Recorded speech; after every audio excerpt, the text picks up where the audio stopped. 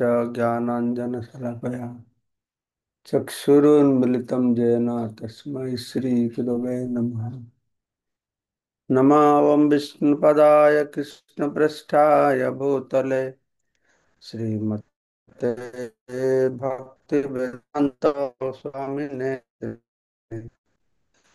नमस्ते सारस्वती देवे गौरवाणी प्रचारिणे निर्विशेष शून्यवादी पाश्चात्य देशतारिणे वंशाकल्पतरुभश्च कृपा सिन्धुभैव च पतितानां पावनेभ्यो वैष्णवेभ्यो नमो नमः। जय श्री कृष्ण चैतन्य प्रभु नित्यानंद श्री अद्वैत गदाधर श्रीवासादि श्री गौर भक्त वृंद। हरे कृष्णा कृष्ण कृष्ण हरे हरे, हरे राम राम राम हरे हरे। मुखं करोति वाचालं पंगुलंघयते गिरिं यत्कृपा तमहं वन्दे परमानंद माधवम सुगुरुदिनतरिणम श्री चैतन्येश्वरम नम विष्णु। तो काली तो आमर विभूति जग आम मैंने शेष करले। आज विश्वरूप दर्शन जग हवा कथा, किंतु महाबाहु प्रभु को जनइली मत सॉफ्ट कॉपीटा पठाओ, से पठे नांती। तो ଆଚ୍ଛା एकादश ମୁଁ हाँ, ପଠେଇ ଦଉଛି। केबे ପଠେଇ पठेइछ? केबे पठेइछ? ନା ପଠେଇ ଭୁଲି ଯାଇଛି ଆଜି ପଠେଇ ଦଉଛି। ଏବେ ପଠେଇବ, ଠିକ ପଠା। ମୁଁ ଆଜି 15-20 ମିନିଟ ଅଛି, ଦଶମ ଅଧ୍ୟାୟ ଟା ଟିକେ ରିଭାଇଜ କରେ। ହଁ ମାରୁଛି। ତ ଏଇ ବିଭୂତି ଯୋଗ ଭଗବାନ ଶ୍ରୀକୃଷ୍ଣ ଯେ କି ଭାବେ ସବୁ କିଛିର ଉତ୍ସ ହଉଛନ୍ତି ଭଗବାନ, ସବୁ କିଛି ତାଙ୍କ ଠାରୁ ଆସିଛି, ସବୁ ମଧ୍ୟରେ ସେ ରହିଛନ୍ତି, ସବୁର ଯେ ଶ୍ରେଷ୍ଠ ସାର ବସ୍ତୁ ହଉଛନ୍ତି ସିଏ। ଏ କଥାଟା ସେ ବୁଝେଇଛନ୍ତି। ଆଉ ସେ କହୁଛନ୍ତି ଯେ ଏଇଟା ହଉଛି ମୋ ପରମ କଥା, ଶ୍ରେଷ୍ଠ କଥା, ମୁଁ ତୁମର ମଙ୍ଗଳ ପାଇଁ କହୁଛି। ଏଥିରେ ଭଗବାନ ଏଟା କହୁନାହାନ୍ତି ସିଏ ନିଜେ କହିକି ନିଜେ ତାଙ୍କର ବଡ ହେଇଯିବେ। ସେ ତ ବଡ ହିଁ, ସେ ନିଜର ମହିମା ପ୍ରକାଶ କରୁଛନ୍ତି ବୋଲି କେଇଭଳିଆ ମନେ କରି ଅଛନ୍ତି ନୁହଁ, ଯେ ନିଜକୁ ବଡ କରିବା କହୁଛନ୍ତି ନା, ସେ କହୁଛନ୍ତି ତୁମ ମଙ୍ଗଳ ପାଇଁ କହୁଛୁ। ହଁ, ତୁମର ବହୁତ ଆନନ୍ଦ ହବ, ତୁମେ ଯଥାର୍ଥ ବସ୍ତୁ ବିଷୟଟାକୁ ବୁଝିପାରିବ। ତ ମତେ କାହିଁ କହିବାକୁ ପଡୁଛି ଏଟାକୁ? ମୁଁ ନ କହିଲେ ଆଉ କିଏ କହିବ? ମତେ ତ ଦେବତା ମାନେ, ମୁନି ଋଷି ମାନେ, ଏମାନେ କେହି ଜାଣନ୍ତିନି। ତ ମତେ କହିବାକୁ ପଡିବନି ମୋର ମହିମା? ତ ସେମାନେ କାହିଁ ଜାଣନ୍ତିନି? ସେମାନେ କେମିତି ଜାଣିବେ? ସେମାନେ ତ ମୋଠୁ ଜନ୍ମ ହେଇଛନ୍ତି, ମୋଠୁ ଆସିଛନ୍ତି, ମୁଁ ତ ତାଙ୍କ ପୂର୍ବରୁ ଅଛି। ମୁଁ ଯଦି ତାଙ୍କ ପରେ ଆସିଥାନ୍ତି ତେବେ ନା ସେମାନେ ଜାଣିବେ। ମୁଁ ତାଙ୍କ ପୂର୍ବରୁ ରହିଛି, ଆଉ ସେ ପୂର୍ବ କଥାଟା ଜାଣିବେ କେମିତିକା? ତାଙ୍କ ପରେ ଯେଟା ସେଟା ଜାଣିବେ, ପୂର୍ବ କଥା କେମିତି ଜାଣିବେ? ସେଥିପାଇଁ କି ମତେ କହିବାକୁ ପଡୁଛି। ତ ସେ ପ୍ରଥମେ ଆରମ୍ଭ କଲେ କହିବାକୁ ଯେ ପ୍ରଥମେ ଜାଣିବାକୁ ପଡିବ ଯେ ମୁଁ ହଉଛି ଅଜନ୍ମା ଅନାଦି ସମସ୍ତ ବ୍ରହ୍ମାଣ୍ଡର ପରମ ପ୍ରଭୁ। ଅଜନ୍ମା ମାନେ ଏଇ ଜଗତର ଜନ୍ମ ହୁଏ, ପ୍ରଳୟ ହୁଏ, ସୃଷ୍ଟି ହୁଏ, ପ୍ରଳୟ ହୁଏ, ଜଗତର ସବୁ କିଛିର ସୃଷ୍ଟି ହୁଏ, ପ୍ରଳୟ ହୁଏ। କିନ୍ତୁ ଭଗବାନ ତ ଏଇ ଜଗତର ନୁହନ୍ତି। ମୁଁ ତ ଅନ୍ୟ ଜଗତରୁ ଆସିଛି। ସେ ଜଗତର ଅବତା ଅଲଗା। ଯେମିତିକା ଏଇ ଭୌତିକ ଜଗତରେ, ପୃଥିବୀରେ ଆମର ସମୟର ମାନ, ବ୍ରହ୍ମଲୋକରେ ସ୍ୱର୍ଗ ଲୋକରେ ସମୟର ମାନ ଅଲଗା। ଯଦି ପୃଥିବୀରେ ଲୋକମାନେ, ଆମେ ଦେବତା ମାନଙ୍କୁ ଦେଖିପାରିବାନି, ତାଙ୍କ ଦେବତାଙ୍କ ଛାଇ ନାହିଁ, ଆମେ ଶୁଣିଛେ। ତେଣୁ ମାଟିରେ ଛିଡା ହଅନ୍ତିନି। ଯଦି ଏଇ ବ୍ରହ୍ମାଣ୍ଡ ଭିତରେ ଗୋଟେ ଲୋକରୁ ଆଉ ଗୋଟେ ଲୋକ ଭିତରେ ଏତେ ତାରତମ୍ୟ ରହିଛି, ତାହେଲେ ମୁଁ ତ ଗୋଟେ ସମ୍ପୂର୍ଣ୍ଣ ଚିନ୍ମୟ ଜଗତରୁ ଆସିଛି। ସେଇ ଜଗତରେ କାହାର ଜନ୍ମ ନାହିଁ। ଆଉ ମୋର ବା ଜନ୍ମ ହବ କେମିତି ବା? ମୁଁ ଅଜନ୍ମା, ମୁଁ ଅନାଦି। କାହିଁକି ନା ଚିନ୍ମୟ ଜଗତରେ ଆଦି ନାହିଁ କି ଅନ୍ତ ନାହିଁ। ବ୍ରହ୍ମାଣ୍ଡ ଯଦି ସୃଷ୍ଟି ହଉଛି, ପ୍ରଳୟ ହଉଛି, ଚିନ୍ମୟ ଜଗତ ସେଭଳି ହୁଏ ନାହିଁ। ତାର ଆଦି ନାହିଁ କି ଅନ୍ତ ନାହିଁ, ସେ ଅନାଦି। ହୁଁ। ଆଉ ଯେହେତୁ ମୋ ଠାରୁ ସବୁ କିଛି ଆସି, ମୁଁ ସବୁ ସୃଷ୍ଟି କରୁଛି, ମୁଁ ହଉଛି ବ୍ରହ୍ମାଣ୍ଡର ପ୍ରଭୁ। ହଁ। ତ ଏଇଟା ଯଦି କିଏ ଜାଣିବ, ତାହେଲେ ବା ମାନିବ, ବୁଝିବ, ସ୍ୱୀକାର କରିବ, ତାହେଲେ ସେ ପାପ କ୍ରିୟାର ପ୍ରତିକ୍ରିୟାରୁ ସେ ମୁକ୍ତି ପାଇଯିବ। ତ ଏଇ ଭାବରେ ଭଗବାନ ଶ୍ରୀକୃଷ୍ଣ ତାଙ୍କର ମହାନ କଥା ବର୍ଣ୍ଣନା କରୁଛନ୍ତି। ତ ସିଏ ସବୁ କିଛି ସୃଷ୍ଟିର କାରଣ, ସବୁଠୁ ତାଙ୍କଠୁ ସୃଷ୍ଟି ହେଇଛି। ପ୍ରଥମ ସେ ଆରମ୍ଭ କଲେ, କଣ କଣ ମୋଠୁ ଆସିଛି? ବୁଦ୍ଧି, ଜ୍ଞାନ, ସନ୍ଦେହ, ମୋହରୁ ମୁକ୍ତ, ନିର୍ମୋହ, ହଁ, ମୋହରୁ ମୁକ୍ତ, କ୍ଷମା, ସତ୍ୟ, ଆତ୍ମସଂଯମ, ଶାନ୍ତ, ସୁଖ, ସାଙ୍ଗେ ସାଙ୍ଗରେ ଦୁଃଖ ବି ମୋଠୁ ଆସିଛି। ଜନ୍ମ ମୋଠୁ ଆସିଛି, ମୃତ୍ୟୁ ମୋଠୁ ଆସିଛି, ଭୟ, ନିର୍ଭୟ, ଅହିଂସା, ସମଭାବ, ସନ୍ତୋଷ, ତପସ୍ୟା, ଦାନ, ଯଶ, ଅଜସ, ଏସବୁ ମୋ ଠାରେ ଆସୁଛି। ତ ସବୁ କିଛି ଭଗବାନଙ୍କର ସୃଷ୍ଟି, ସେ ସବୁ କିଛି ଉତ୍ସ। ଏଇ କଥାଟା ଭଗବାନ ବୁଝେଇବା ପାଇଁ କି ଚେଷ୍ଟା କରିଛନ୍ତି। ଏବଂ ସେମାନେ କହିଲେ, ତାପରେ ଭଗବାନ କହିଲେ, ଏସବୁ ଗୁଣ ମୋଠୁ ଆସୁଛି। ଏବଂ ଏ ଯେ ସପ୍ତ ଋଷି, ଚତୁଷ୍କୁମାର, ହଁ, ଯୋଉମାନେ ଏଇ ସମସ୍ତଙ୍କ ଜଗତକୁ ସୃଷ୍ଟି କରିଛନ୍ତି, ଜଗତଙ୍କ ପ୍ରଜାପିତା ସେମାନେ, ସବୁ ମହାନ ଏମାନେ।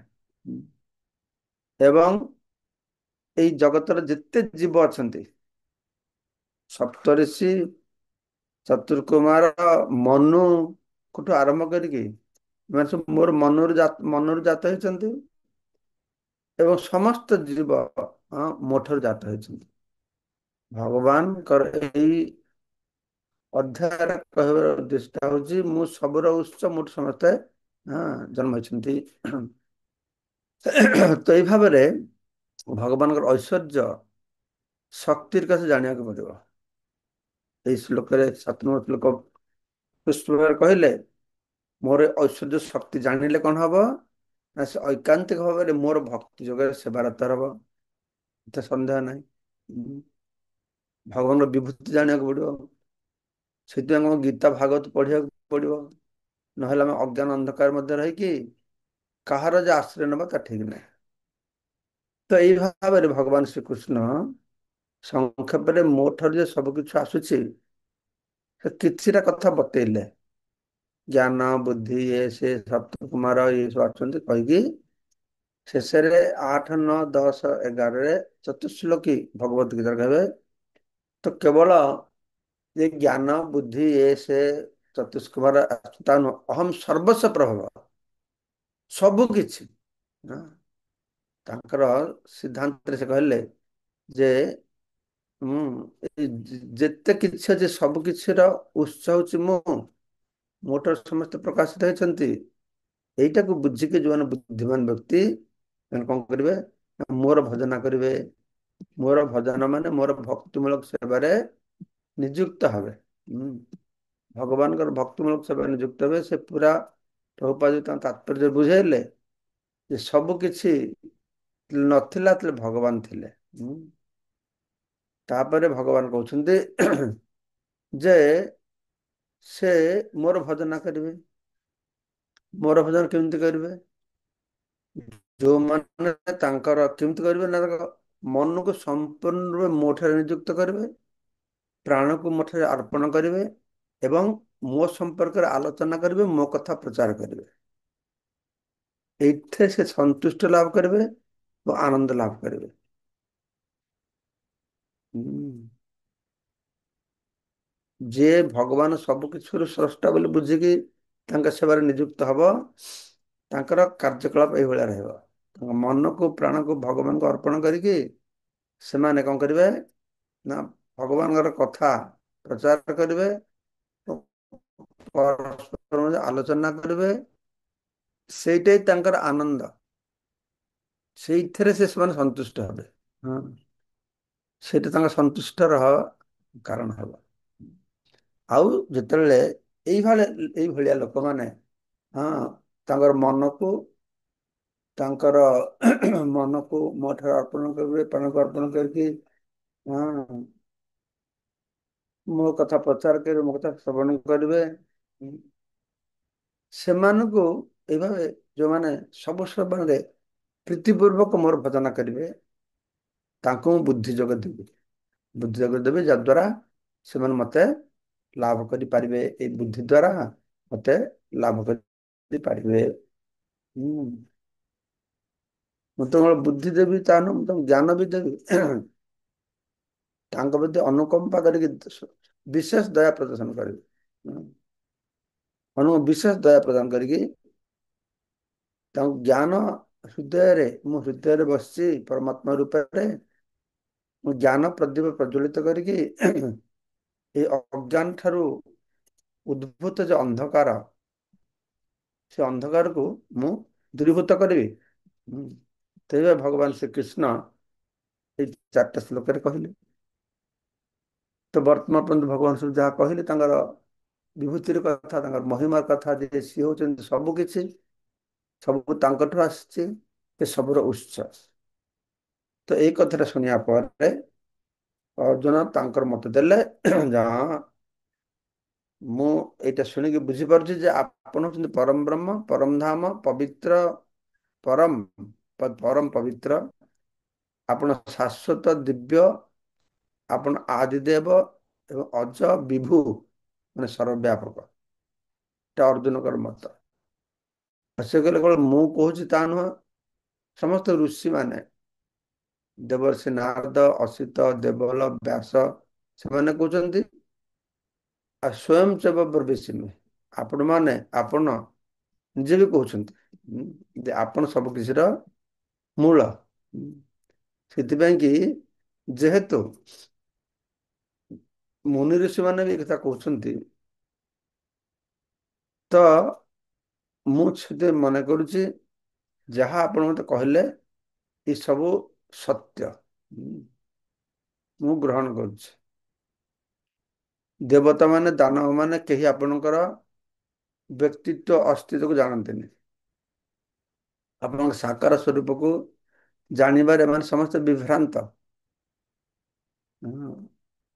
ତ ମୁଁ ଏଇଟାକୁ ସର୍ବମ୍ ଏତତ୍ ରିତମ୍ ମନ୍ୟେ, ମୁଁ ସତ୍ୟ ବୋଲି ଗ୍ରହଣ କରୁଛି। ହଁ, ଦେବତା ମାନେ, ଦାନବ ମାନେ କେହି ଆପଣମାନଙ୍କୁ ଜାଣନ୍ତି ନାହିଁ।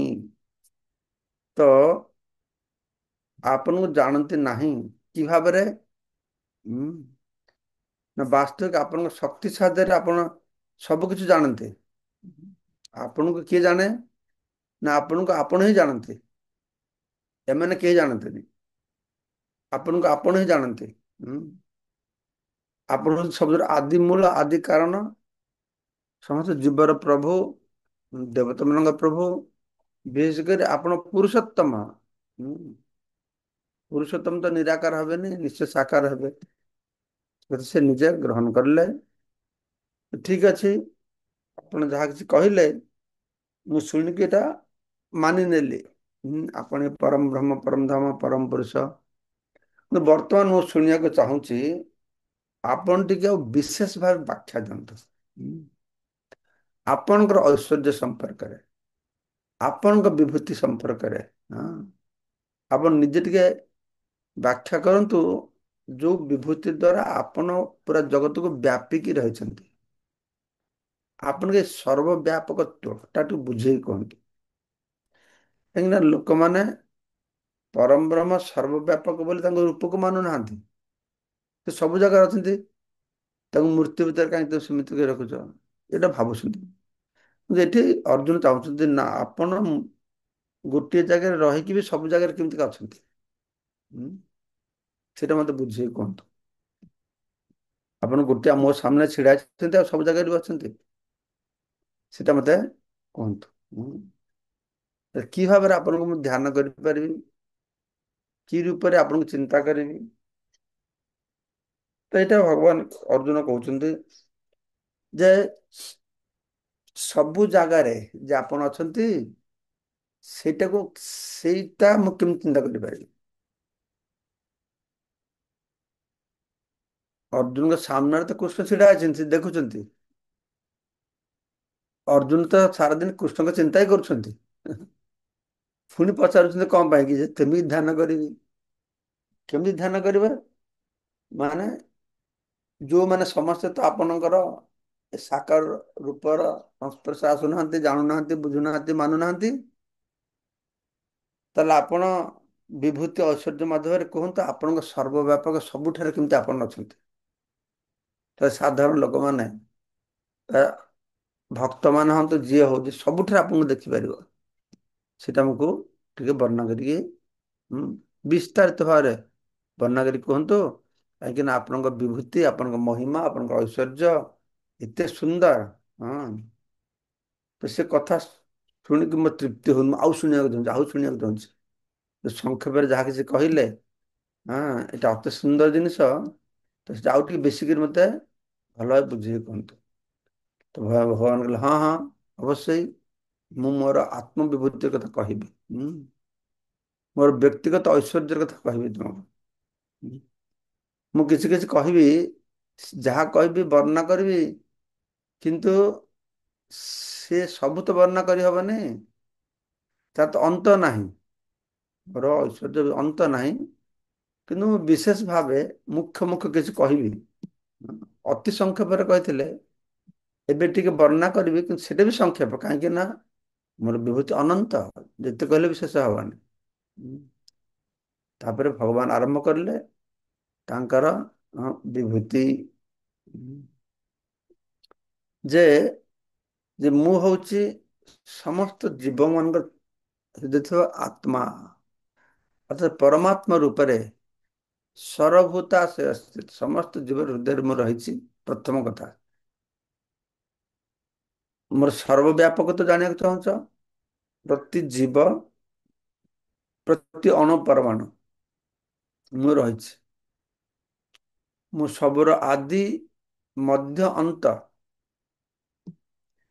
ସବୁ କିଛି ମୁଁ, ଏଠି ଭଗବାନ ବୁଝିବାକୁ ଚାହୁଁଛନ୍ତି। ତାପରେ ଭଗବାନ ବର୍ଣ୍ଣନା କରି କହିଲେ, ଆପଣ ମାନେ ସବୁ ଶୁଣିଲେ, ଯେ ପ୍ରଥମେ ସେ ଆରମ୍ଭ କଲେ ଯେ ଆଦିତ୍ୟ ମାନଙ୍କ ମଧ୍ୟରେ ମୁଁ ହଉଛି ବିଷ୍ଣୁ। ସେ ଆରମ୍ଭ କଲେ ସେଇଠୁ, ଯେ ସେ ବିଷ୍ଣୁ, ବିଷ୍ଣୁ ତ ପରମାତ୍ମା, ଆଦିତ୍ୟ ମାନଙ୍କ ମଧ୍ୟରେ ସେ ହଉଛନ୍ତି ବିଷ୍ଣୁ, ଆଉ ଜ୍ୟୋତିଷ୍କ ମାନଙ୍କ ମଧ୍ୟରେ ହଉଛନ୍ତି ସୂର୍ଯ୍ୟ, ହଁ ମରୁତ ମାନଙ୍କ ମଧ୍ୟରେ ମରିଚି, ନକ୍ଷତ୍ର ମାନଙ୍କ ମଧ୍ୟରେ ଚନ୍ଦ୍ର, ସେଇଭଳିଆ ଆପଣ ମାନେ ଆମମାନେ ସବୁ ଶୁଣିଲେ, ଅନେକ ଲମ୍ବା ଲିଷ୍ଟ ଦିଆଯାଇଛି। ହଁ, ସେଗୁଡା ସବୁ ଆପଣ ମାନେ ମନେ ରଖିବା ପାଇଁ ଚେଷ୍ଟା କରିପାରନ୍ତି। ବୃକ୍ଷ ମାନଙ୍କୁ ତ ଅଶ୍ୱସ୍ଥ, ଦେବର୍ଷି, ନାରଦ, ଗନ୍ଧର୍ବ, ଚିତ୍ରରଥ, ସିଦ୍ଧ ମାନଙ୍କ କପିଳ ମୁନି, ଆମେ ସେ ଶୁଣିଲେ ବୁଝିପାରିବା ଯେ ଅଶ୍ଵ ଉଚ୍ଚୈଶ୍ରବା, ଯେ ସମୁଦ୍ରରୁ ବାହାରିଥିଲେ, ଐରାବତ ବାହାରିଥିଲେ, ଗଜେନ୍ଦ୍ର, ଐରାବତ, ଅମୃତ, ଏସବୁ ବାହାରିଥିଲେ ସମୁଦ୍ର ମନ୍ଥନରୁ। ମୋଟାମୋଟି ଏଇଟାକୁ ପଢିଲେ ଆମେ ବୁଝିପାରିବା ଯେ ସବୁ କିଛି ମଧ୍ୟରେ ଯୋଉଟା ଶ୍ରେଷ୍ଠ, ଯୋଉଟା ଭଲ, ଯୋଉଟା ମହାନ, ସେ ହଉଛନ୍ତି ଭଗବାନ। ଆଗରୁ ବି ଆମେ ଶୁଣିଥିଲେ, ଯେମିତିକା ପାଣି ଭିତରେ ମୁଁ ସ୍ୱାଦ, ସେଟା ପାଣିର ଅସ୍ତିତ୍ଵଟା ହଉଛି ମୁଁ। ନା, ମାଟିର ଗନ୍ଧ, ଗନ୍ଧ ନଥିଲେ ମାଟି ରହିବନି, ସ୍ୱାଦ ନଥିଲେ ପାଣି ରହିବନି। ଏଠି ସେ ବୁଝେଇଲେ ସବୁକିଛିର ଅସ୍ତିତ୍ଵ ସତ୍ତା ମୋର ଉପରେ ନିର୍ଭର କରୁଛି।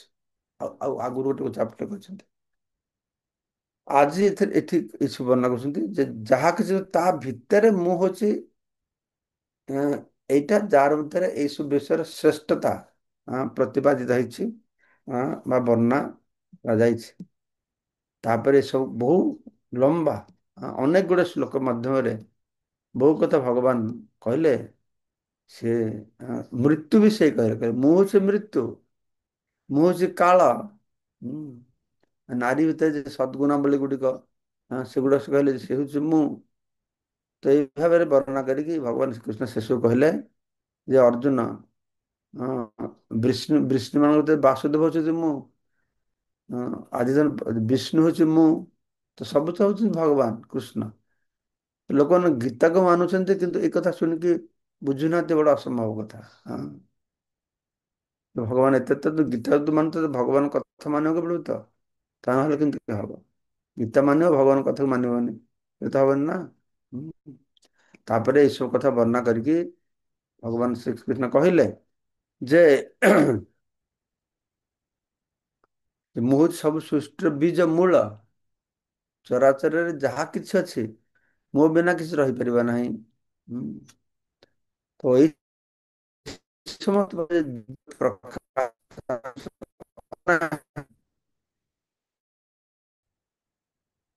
ଆଉ ତ ଅନନ୍ତ ବର୍ଣ୍ଣନା କରିବି, ତ ଗୋଟେ କ୍ଷୀଣ ଆଭାସ ମୁଁ ଦେଲି, କ୍ଷୀଣ ଆଭାସ ମୁଁ ଦେଲି ମୋର ଆଧ୍ୟାତ୍ମିକ ଜଗତରେ ଗୋଟେ ମେଘ ଭଳିଆ ହଉଛି ତମର ଏଇ ପୁରା କୋଟି କୋଟି ବ୍ରହ୍ମାଣ୍ଡ ତା ଭିତରେ ରହିଛି।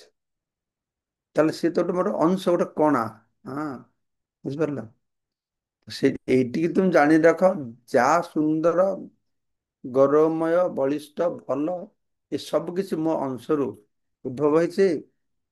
ତା ଶେଷରେ କନକ୍ଲୁଜନ କହିଲେ, ହେ ଅର୍ଜୁନ, ଆଉ ବେଶୀ କହିକି କଣ ଲାଭ ଅଛି?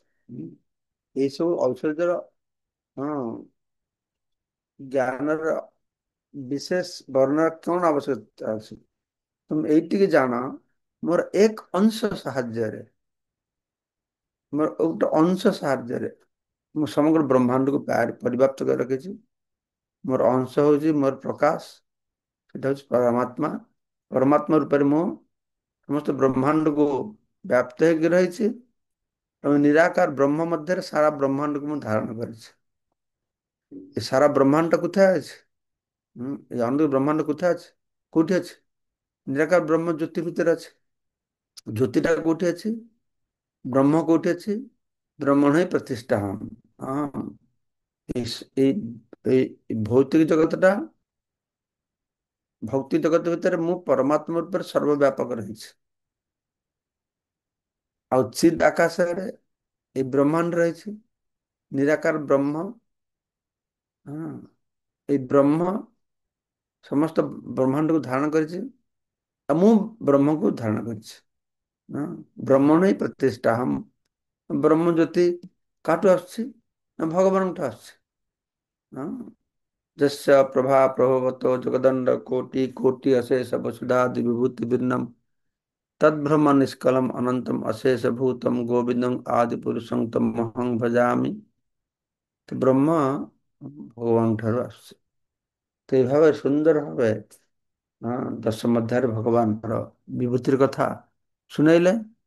ତ ସେତେବେଳେ ଅର୍ଜୁନଙ୍କର ଇଚ୍ଛା ହେଲା, ଏଠୁ ଶୁଣିଲେ ତ ମୁଁ ବର୍ତ୍ତମାନ ଦେଖିବି।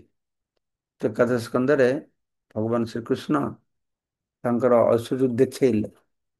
ସେଟା ଆମେମାନେ ବି କାଲି ଦେଖିବା, ଶୁଣିବା।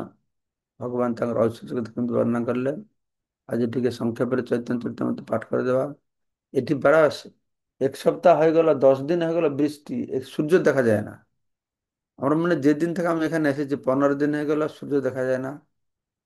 খুব ঠান্ডাও লাগছে, আমরা কালকে রাত্রে ঘুম হয় না, গা হাত ব্যথা করছে। তারপরে আমরা ওই গভীর জ্ঞানের কথা আলোচনা করছি, মহাপুরুষ সার্বভৌম ভট্টাচার্যের আলোচনা হচ্ছে। আমি জানি না আপনারা কতটা বুঝতে পারছেন, কিন্তু এটাই বলবো, না বুঝলেও শুনতে থাকুন। শুনতে শুনতে কোনোদিন আমরা বুঝবো। ভগবান যখন দুটো উপায় আছে, শুনে বুঝার জন্য চেষ্টা করলে বুদ্ধিটা এক্সারসাইজ হবে, নাকি? যেমন আমরা এক্সারসাইজ করলে